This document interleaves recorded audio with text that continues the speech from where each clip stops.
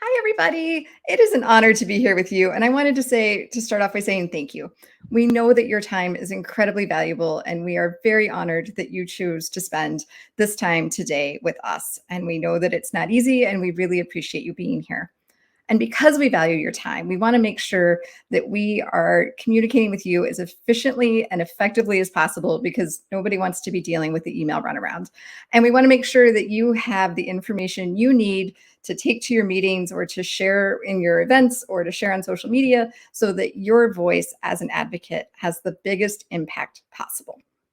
So to do that, we've decided to send you an email.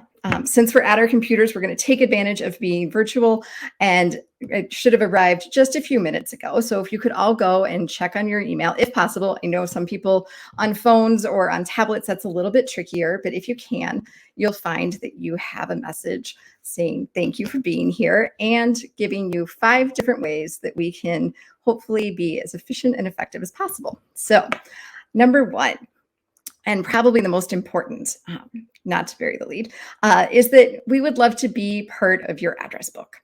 We find that a lot of emails get lost to spam. And I have to say that in my champion days, there were definitely times that I missed emails that I wish I had gotten because they were languishing either somewhere in the Ethernet or somewhere in my junk folder. So to avoid that from happening, you can just add us to your contacts or your email address book. And to do that, Lindsay's going to help me demonstrate. This is an Outlook, and we did check to see which emails you guys signed up with so that you have the resources you need. So half of you, I think, are in Outlook. If you hover over the address that says Champions at Shot at Life and click on that, it brings up this box right here. On the far right, in the bottom, you'll see 3 little dots. Click on that. And if you do that, the first option it gives you is Add to Outlook Contacts. And that 10-second action makes sure that all of our emails end up in your inbox. No more spam concerns. So that would be amazing. If you could all do that even just right now, that'd be great. The email also includes a link with directions for how to do that in Gmail, which we know a lot of you also use. And because not everybody is on the same email platform, I just recommend doing a quick Google search if neither of those are yours. It's pretty amazing if you just search how to add to email contacts and whatever your internet provider is, if that's Hotmail or Ymail or Yahoo or anything else. Typically, there are instructions. There are also YouTube videos available if you want to watch. And if you're having any huge problems, just let us know and we will do what we can to help you. So now that we've got this email that you registered for the summit with added to your contacts, we'd like to ask that maybe this be the email that you primarily use. I don't know about you, but in life's journey, I have ended up with a lot of different emails from various jobs, various activities, and various schools. We know that a lot of our champions maybe start in college, and we love that you stick with us.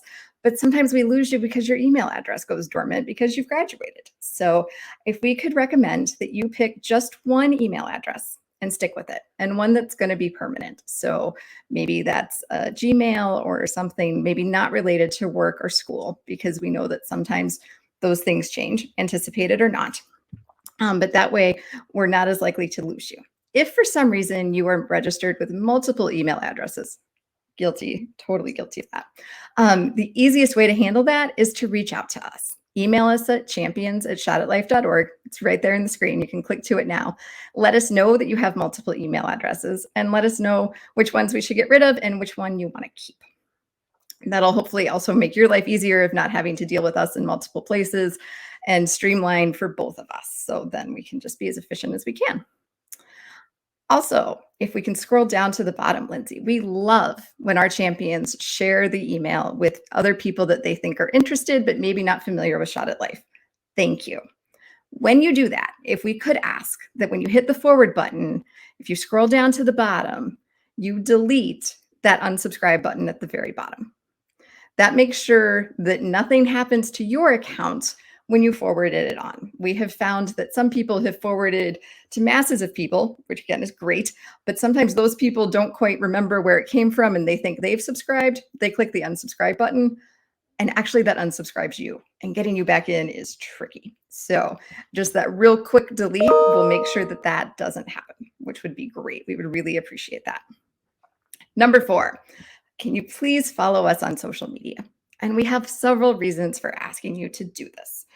First, basis of the session, we want to make sure you're getting information, and we know that your inboxes are full.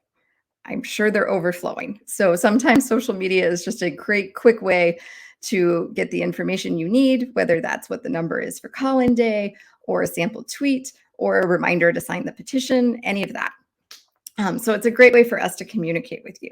We are on Facebook, Twitter, Instagram, and LinkedIn, and all of the links are right there. So if you want to do some clicking and some following and liking, we'd be most grateful. When you do that, that's a great way to support our campaign in a way that doesn't take a ton of time or cost anything. The more that we get shares and interaction on our page, the more likely those platforms are to show it to more people. So that helps spread our message. You just saying like or sharing to be like, yes, I agree with this, or hey, help me out. I've signed this petition, join me. Do the same. That's a really great way for us to make a bigger impact to our lawmakers. It also is a sign to other possible funders and corporations or partnerships who might be interested that we are growing, that we have a lot of support, and that there's room for them too. So join something that's popular and has broad appeal. So liking and sharing really helps us out, and we're very grateful. Also, we've been live tweeting today on Twitter, so if you missed any quotes or want to go back and catch a highlight or two from a session, you can totally do that. And if you want to send out your own social media messages, at the bottom of number 4 is the link to our social media toolkit. And there you will find sample tweets and different Instagram posts and Facebook posts with images, but all you have to do is cut and paste. We've tried to make it as easy as possible because we know how busy you are. So if you want to personalize, you are welcome to do so, and we encourage that, but you don't have to. We are grateful for any and all shares that you can give us. Finally, QR codes. We use these sometimes to link to our information, particularly at in-person events, conferences, that kind of thing. And we've heard that those are a little bit tricky for some of you. So just to review, we've included instructions for the iPhone and for Androids. And all you do is you take your phone, open it up, you go to the camera and just hold it up over the screen. And when you do that, it will bring up a little yellow link to our petition. So if you have not yet done that, you can look on your email, use the QR code, go to it and sign it from your phone. And if you could do that, we would be super grateful. That is one of the ways that we are getting started with our Mobilize to Immunize 6-week activation period, where we reach out to Congress to let them know that we care about this. So to tell you more about Mobilize to Immunize and all of the great information you need to know for this advocacy period to make your voices heard to your lawmakers, I will turn it over to our amazing grassroots advocacy team of Lindsay and Rebecca. Take it away, guys. Awesome. Thank you, Shannon, for that. And everybody, please, if you did not open that email, please do it sometime today because it's all very useful information and we want to make sure we can get in touch with you. So thank you, Shannon, for walking us through that. Great. So as we go into this last hour, I cannot believe it's already the last hour of the event. Lindsay and I wanted a chance to talk to you about Mobilize to Immunize. Obviously, there's all sorts of information you've received today, but we're really hoping that it's helping you in terms of inspiring you and making you feel a little bit more prepared for the next 5 weeks or so that we have of Mobilize to Immunize until November 12th. So we thought it'd be helpful to go through every activity basically that we're asking you to do. And thank you for the toolkit is right there. And if you're able to visit it now, great. I can also actually, maybe I should share my screen right now real quick. We will go through all the actions in these next 20 minutes and why they're important.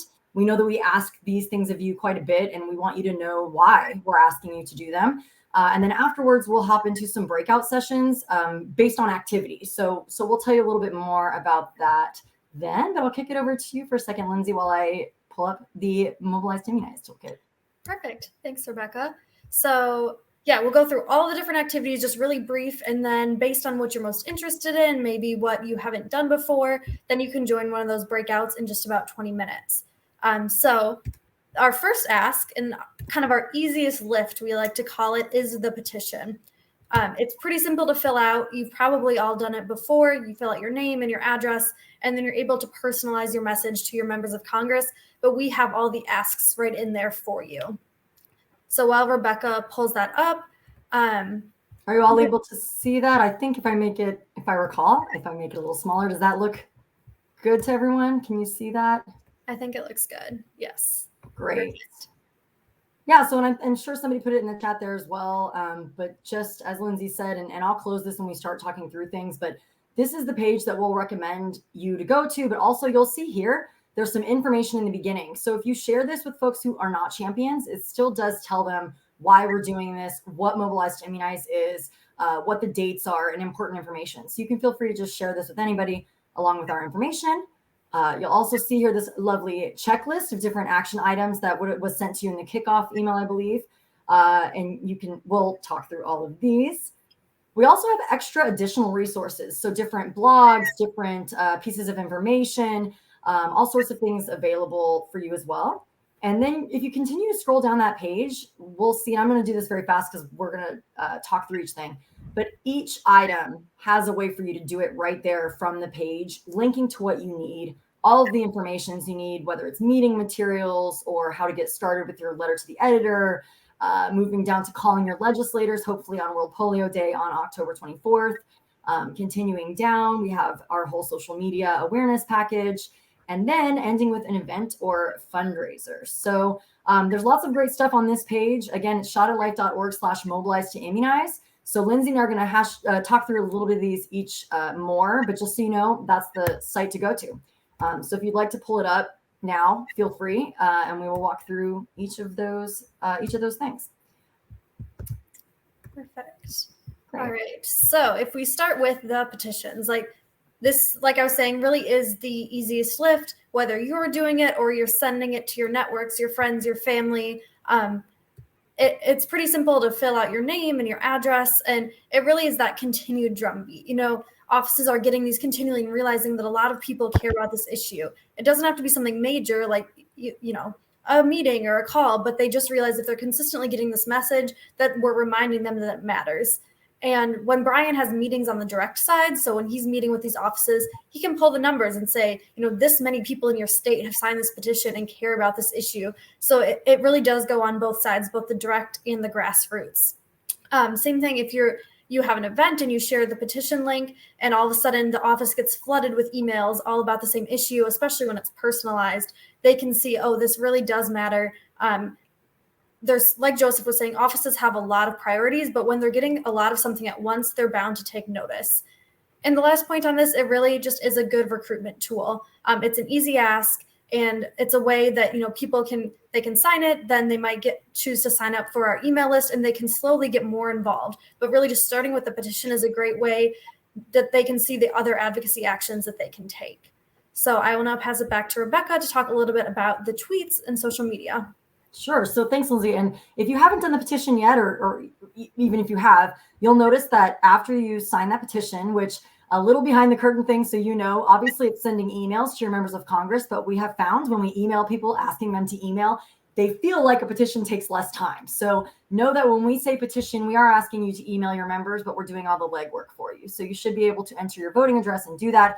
But on the second page of that petition, there's already a tweet draft to go to your member of Congress, and it will pull who your member is from that and allow you to click tweet right from that. So it does make it easy, one, if you're doing it for yourself, but like Lindsay said, it's a good recruitment tool. So even if people only take 5 minutes to help you at an event, in that 5 minutes, they will have filled out the petition, hopefully, sent a tweet to their member of Congress. And then hopefully in that third page, there's also a chance to send awareness and add it to your own audiences on Twitter and say, this is a great, please sign this petition. So there's a lot of ways that in a short amount of time they can do that. But tweets in particular, over the last, 5 to 10 years, 15 years ago, this wasn't a thing, right? But now every single office is on social media. So almost all of them are on Twitter and Facebook. I would say, depending on how hip the staff is, maybe they're on TikTok, maybe they're on Instagram, TBD for those, but they are all on these channels. And what's really cool about that is, this is a way to publicly have conversations with them that you maybe wouldn't be able to in the past. So whether it's publicly thanking them or, maybe they tweet out something for World Immunization Week or World Polio Day, and we get to show support for that. So it's a really public way to show your interest in things, for them to see, oh, wow, a lot of these people are popping up in this one day. This matters. So know that even though it seems like a small action, collectively, imagine when hundreds of champions are tweeting at folks, especially if it's someone on a committee or someone who's paying attention really to this issue, it can have a huge impact. So, it seems like a small thing, but we really encourage you when you are filling out the petition or asking others to do the same, please do that second page. All your personal information should already be there. So it should tell you which office to reach out to. So I highly encourage you to do that. And then LTEs, Lindsay, what do you want to tell them about that? I love LTEs. My favorite thing to talk about personally. They might seem intimidating. I remember writing my first LTE, no idea where to start. And the good news is we have so many resources for you. The toolkit kind of includes how to think about it, kind of how to get started, but also I'll speak for Shannon here. Shannon would love to help you with your LTE. You can send it to us. We can help look it over, provide a little bit of feedback, help you edit it and make it more likely to get published. And if you don't know where to start, also reach out. We can help you think of ideas, bounce things off of each other. And it doesn't have to take a long time. You draft it for maybe 30 minutes, you send it to us and look it over and we'll send it back. They're also really short. Most newspapers have length requirements for LTEs, and they're 200, maybe 250 words. So you're not writing a long op-ed, or at least you don't have to. Most letters to the editor are pretty short. They're concise. You'll want to get right to your point. One thing to note is you won't get published every year, especially if you're submitting to the same newspaper. You might, if you have a different spin, maybe they'll be more likely to publish it if one year you're talking about polio and the importance of polio vaccination, and the next year you're talking about measles. You might have to try different newspapers. Some just publish different things. I know personally when I was in college and we were doing letter to the editor writing parties, it was great because we were all submitting to our hometown newspapers. So we weren't submitting 10 to the same paper. Instead, it was 10 different places getting these letters submitted. And a last key point about letters to the editor is offices notice. We encourage you to call out your member of Congress in the LTE, and they very likely will see that, and they might bring it up during your meeting if you have one that fall or in the spring. So if you call out your office, and even if you don't, they might see it and bring it up to you, especially if you're well known, they're getting to know you more, they know you're the vaccine person. That they will look for those and they might bring it up. So, or even you bring it up. If they don't bring it up, it's a great thing to flag in your meetings. We've had champions. If you don't have a meeting set, they'll email it to their staffer and just say, hey, I wanted to flag this for you. So as Lindsay said, it's another great way to connect with your congressional office. Absolutely. And it shows that your message is getting out there. It's not just you, but it's in a very public forum and other people are reading it and hopefully also can sign on to your message. So LTEs are a really, really great way, and we are more than happy to help you with them, especially if you've never done it before. So don't be afraid to reach out. And that kind of leads me well into events, which is another thing we encourage. There's so many different kinds of events that you could do. One that I've always liked is LTE parties. Like I said, getting together, you have built-in editors right there, whether it's 3 people doing it or it's 15. Even just that impact of collectively coming together, writing these letters, and then you can submit to a bunch of different newspapers all within really an hour. It doesn't have to be a huge chunk of time. I know that I've mentioned this a few times throughout the day, but food is a great motivator. If you bring some food to an LTE party, that's definitely worked for me in the past. So highly recommend that.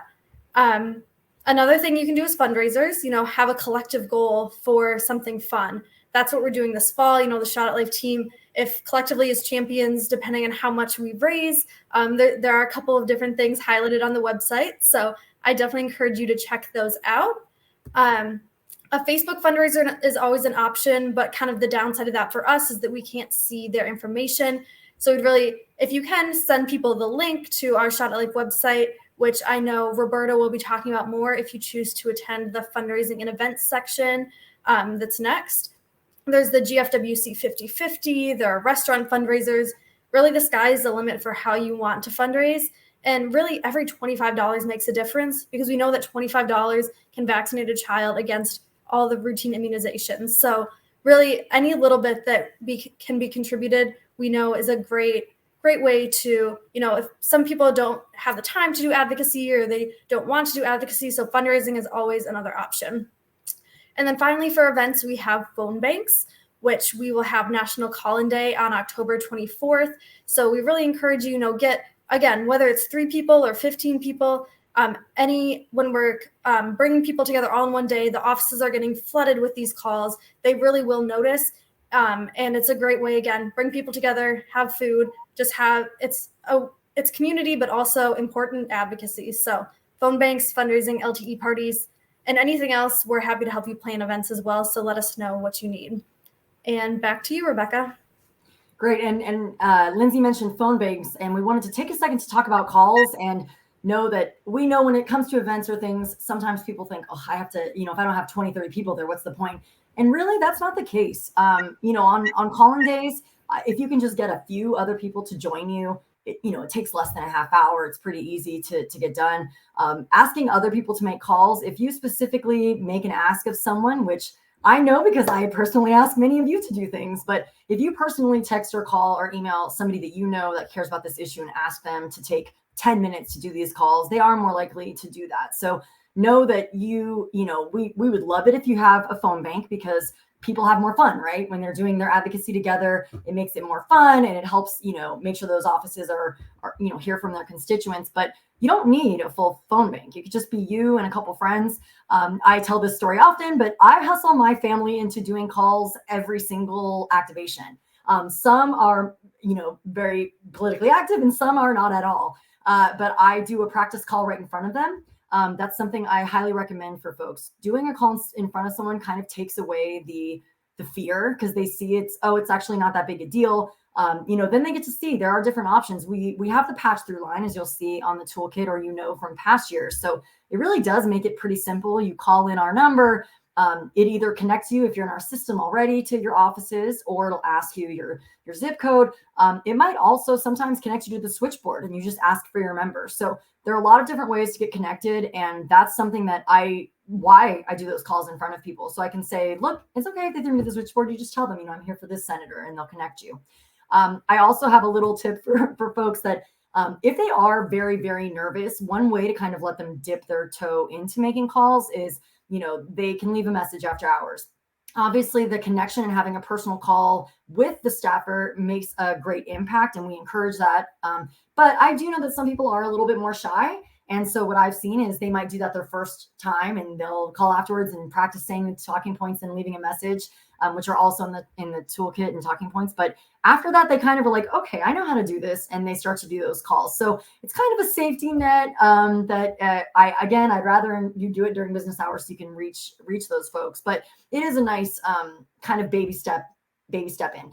And also, obviously we want people to do the calls if they can on the call-in day, October 24th, because then those offices really take notice getting all those calls at once, as you can imagine, versus if it was spread out. But even if you can't make it on call-in day, we understand life and obligations, and that might not always happen. So any calls that you're able to do into your offices between now and November 12th, when Mobilize to Immunize ends, will be very effective. So please reach out to us if you have any questions about any of that, but know that whether it's just you and one other person or you and 20 people, you will collectively make a difference, and those calls do add up. So we appreciate that. And I guess the last big thing is meetings. And one of the examples we like to share that I shared earlier with Felisa in her meetings is, you really are building a relationship with your member of Congress and their staff.